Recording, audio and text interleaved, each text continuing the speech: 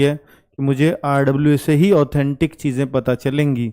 जी हाँ, अगर मैं यहाँ पर कुछ भी इंफॉर्मेशन आपको खड़े होकर के दूंगा तो निश्चित तौर पर मैं हमेशा ये मानता हूँ मैं वही इंफॉर्मेशन दूं जो बिल्कुल एक्चुअल हो, उस पर कुछ भी लाग लपेट या बढ़ा चढ़ा करके ना दी जाए, ताकि बच्चों का ये भरोसा एज इट इज़ बना रहे। क्योंकि अगर उसको कोई भी दिल्ली पुलिस की न्यूज़ देखनी है तो मुझे सिर्फ एक ही चैनल देखना है, रोजगार विद अंकित।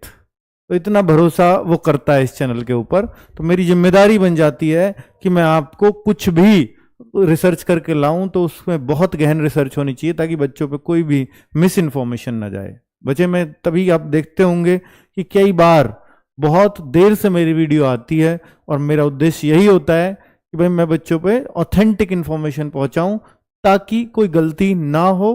पर फिर भी ऐसा नहीं है कि मैं हमेशा सही होता हूं, कई बार ऐसा चीज़ें हो जाती हैं कि सर ये एक आपकी मिस इन्फॉर्मेशन निकली थी। हाँ, मुझे लगता है कि यार ये पूरे डिपार्टमेंट में अगर ये न्यूज़ उड़ रही है तो काफ़ी हद तक सही होगी, इस वजह से कभी कभी ऐसी न्यूज़ चली जाती है आपके थ्रू। वैसे मेरा हमेशा प्रयास है कि मैं सिर्फ वही बोलूं जो ऑथेंटिक हो, वरना नहीं बोलूं। ठीक है बच्चों, तो अभी मैं बात करता हूं, क्योंकि आज न्यूज़पेपर में छपा है, और न्यूज़पेपर में छपा है तो जाहिर सी बात है कि इन खबरों की हमें ऑलमोस्ट पता ही था कि ये वैकेंसीज इतनी इतनी आएंगी, और इसका आइडिया मैं आपको बहुत पहले भी दे चुका हूं कि करीब करीब इतनी वैकेंसीज रहेंगी। ठीक है, जैसे HCM का हो, AWO का हो या ड्राइवर का हो, तो ये आइडिया करीब करीब आपके पास पहले भी आ चुके हैं मेरे वीडियो के द्वारा ही कि ये वैकेंसीज इतनी रहने वाली हैं। और अभी जब चूंकि न्यूज़पेपर में छपा है तो न्यूज़पेपर कभी भी किसी प्रीवियस वैकेंसी के आधार पर नहीं छापता, कभी किसी अफवाह के आधार पर नहीं छापता। किसी आधिकारिक बयान, हो सकता है वो वर्बल बयान हो, लिखित बयान ना हो सकता है मीडिया को या प्रिंट मीडिया को लिख करके दिया हो। तो अगर अखबार में छपा है तो वो बहुत, उसको हम ऑथेंटिक मानते हैं। कई बार अखबार भी गलत निकलते हैं, ऐसी बात नहीं है, पर हो सकता है वो डिपार्टमेंटली चेंज होता हो, क्योंकि अखबार कोई क्यों गलत छापेगा, इसका तो कोई रीजन नहीं नजर आता है ना। ठीक है, तो भाई अभी दिल्ली पुलिस का माहौल बदलने वाला है। आपको मालूम है कि अब जुलाई के बाद सिर्फ और सिर्फ आपको दिल्ली पुलिस ही दिखेगा पूरे यूट्यूब पर, क्योंकि कांस्टेबल की वैकेंसी अब आप देख रहे होंगे, सर यहाँ कांस्टेबल है, हेड कांस्टेबल है, मिनिस्टर वाला है, हेड कांस्टेबल AWO वाला है, और कांस्टेबल ड्राइवर वाला है। तो अब यहाँ पर आप देखते होंगे कि सर जैसे सबसे ऊपर ड्राइवर वाला आ रहा है, तो क्या इसी क्रम में वैकेंसी निकलेंगी कि जुलाई टू सितंबर ड्राइवर ही दिया जाएगा क्या सबसे पहले, फिर यहाँ हेड कांस्टेबल मिनिस्ट्रियल, फिर दूसरे नंबर पे क्या यही आएगा, क्या तीसरे नंबर पे AWO TPO ही आएगा, क्या चौथे नंबर पे जाएगा। अब चूंकि जुलाई टू सितंबर दिया है तो निश्चित सी बात है कि भाई ये जुलाई में आ जाएगा तो ये तो सीधा सितंबर में जाएगा कांस्टेबल वाला। ऐसा नहीं है मेरे भाई, इन्होंने ना तो एग्जाम डेट दी, अगर एग्जाम डेट दे रहे होते उसकी पहले उसकी बाद में तो भी ये बात का अंदाजा लगाया जा सकता था, क्योंकि सबके एग्जाम भी नवंबर दिसंबर में दिए हैं और सबके फॉर्म भी जुलाई टू सितंबर दिए हैं। इसका मतलब ये है कि इनमें कोई भी ऊपर नीचे हो सकता है। उन्होंने वो क्रम जरूर दिया 12 13 14 15, पर जरूरी नहीं है कि इसी क्रम में वैकेंसीज आए। हो सकता है ये सबसे पहले आ जाए, हो सकता है ये सबसे पहले आ जाए। ठीक है, तो उसका कोई भी क्रम आप ऊपर नीचे हो सकता है, इस पर बहुत ज्यादा अर्थ नहीं है, इस क्रम में ही आपको चाहिए, और ऐसा किसी बच्चे को चाहिए भी नहीं। अभी मैं बात करता हूं कि भाई कितनी कितनी वैकेंसीज आने वाली हैं। तो ये तो अभी जो सब इंस्पेक्टर की भर्ती आती है वो तो CPO के थ्रू आती है, 16 जून का उसको आएगा, तो 212 वैकेंसीज ये बोल रहे हैं कि हमने इसके लिए दी हैं अभी SSC को।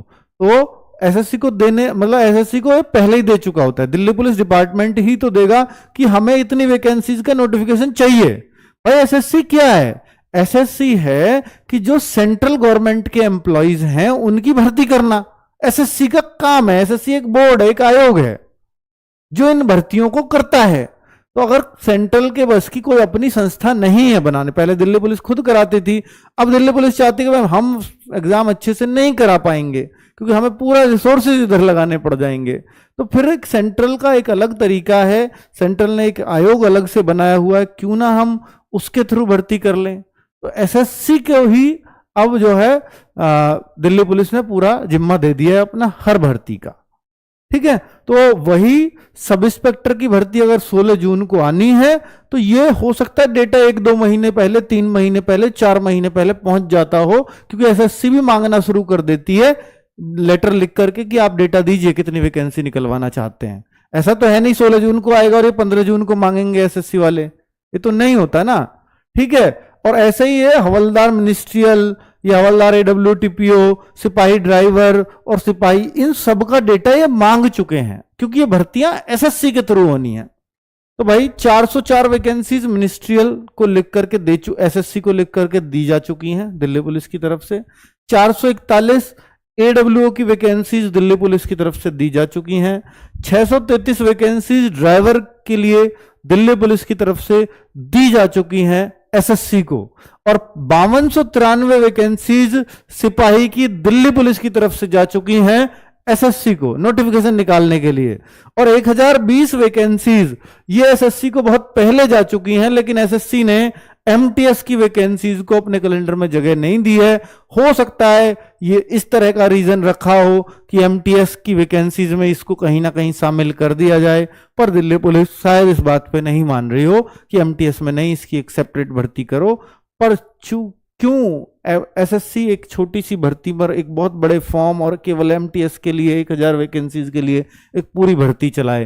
तो शायद इस पे कहीं ना कहीं असमंजस की स्थिति रही होगी, जिसकी अभी तक कुछ तय नहीं है। इस एमटीएस की वैकेंसीज की ये पिछले साल से चल रही है, पिछली भर्ती से चल रही है, जो अभी ट्रेनिंग पर भी जो जा चुके हैं लोग, ट्रेनिंग भी हो चुकी है, उस दौरान से इस एमटीएस की वैकेंसी का चर्चा चल रहा है, लेकिन अभी तक कुछ भी फाइनलाइज इस वैकेंसी का नहीं हो पाया है।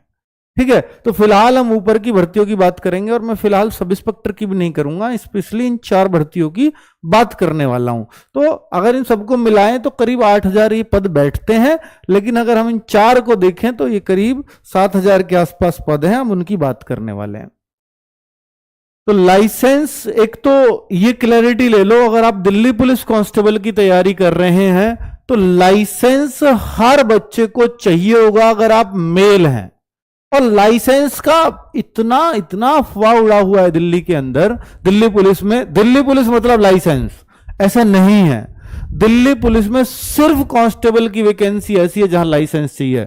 आपके ड्राइवर की भी तो है भाई, ड्राइवर की में तो ड्राइवर का लाइसेंस चाहिए, वो हर जगह चाहिए होता है, लेकिन दिल्ली पुलिस कांस्टेबल में लाइट मोटर व्हीकल का लाइसेंस चाहिए, चाहे वो बाइक का हो, चाहे वो कार का हो, चाहे वो बाइक और कार दोनों का हो, वो सब चलता है। LMV या तो बाइक का बनता है या कार का बनता है, या बाइक व कार दोनों का बनता है, इस तरह से लिखा आता है। तो ये सब चलते हैं इसमें। और दूसरी क्लैरिटी इस लाइसेंस पर है कि आपको ये फिजिकल के टाइम पर आपके हाथ में होना चाहिए। इसमें यह जरूरी नहीं है कि ये इस डेट से पहला बना होना चाहिए, उस डेट के बाद का बना होना चाहिए, ऐसी कोई कंडीशन नहीं है। लेकिन जिस दिन आपका फिजिकल एग्जाम के बाद, सोचिए नवंबर-दिसंबर में एग्जाम होगा, फिजिकल, फिर रिजल्ट आएगा 1-2 महीने बाद, फिर फिजिकल होगा 1-2 महीने बाद, हो सकता है अप्रैल-मई में आपके फिजिकल हो, तो अप्रैल-मई में आपके हाथ में लाइसेंस चाहिए, जो अप्रैल-मई 2026 आएगा। समझ में आ गई कि लाइसेंस कब तक का बना हुआ हो? तो ये क्लैरिटी एकदम क्लियर रखो। अगर मैं कोई बात बता रहा हूं तो इसमें एक से एक भी बात इधर से उधर मिलेगी ही नहीं, ठीक है? क्योंकि मैं अगर इसको गलत इंफॉर्मेशन दे जाऊंगा तो बहुत बच्चों का नुकसान कर देगी। तो इसलिए मैं अपने पूरा जिम्मेदारी से बात बता रहा हूं जो मुझे एकदम क्लियर है, ठीक है? वरना मैं ऐसे कुछ भी फेंक के नहीं जाऊंगा आपके सामने। ट्रेनिंग 2027 में होगी शुरू, इसके लिए इस न्यूज़पेपर में भी दिया है कि 2027 से पहले हम इस भर्ती को पूरा कर पाए, ये दिल्ली पुलिस की कोशिश है। अगर 2027 आपके सर ये तो अभी भर्ती ला रहे हैं, क्या 2027 में भेजेंगे ट्रेनिंग पे? बेटा समय यूं निकल जाता है, क्योंकि अगर आप देखोगे कि अगर